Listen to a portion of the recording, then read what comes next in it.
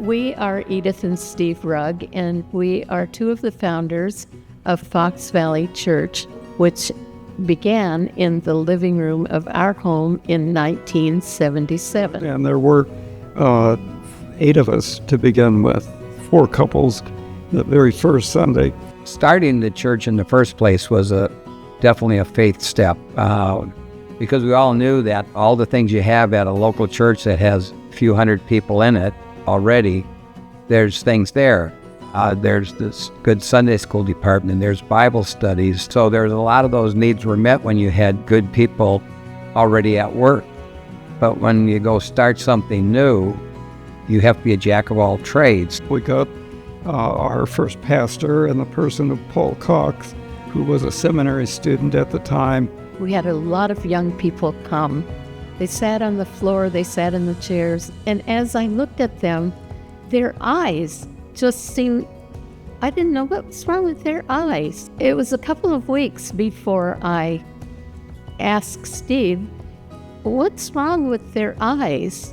I was told they were using drugs. I'm naive about that stuff, but that's what was happening. We looked at the room, and there's 42 people sitting in the center. There's not many people there. It's a church plant. We see the first 3 rows empty. And so we walk and we sit in the front row. We had long hair. We smelled like cigarettes and beer probably. And we had holes in our jeans. But we could feel love. And they were really soaking in the word. I mean, they were soaking it in. And then their eyes began to change. And they started clearing up.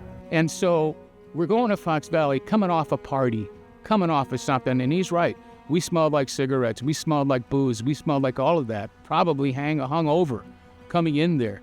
But we had at least one eye open to be able to hear the message, and we could hear the message. The Holy Spirit slowly chipped away at each one of us individually. And what was really exciting about all of it is we had people willing to come in, put their arms around us and teach us and help us understand. And it was that kind of excitement with the scriptures and the newness of it and the change in their lives. It was very exciting.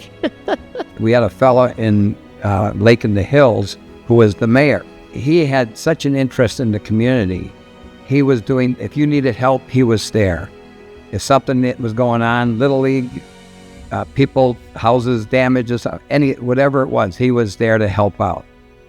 And yet he didn't have any church background, and he didn't seem to understand what a relationship with Christ was about.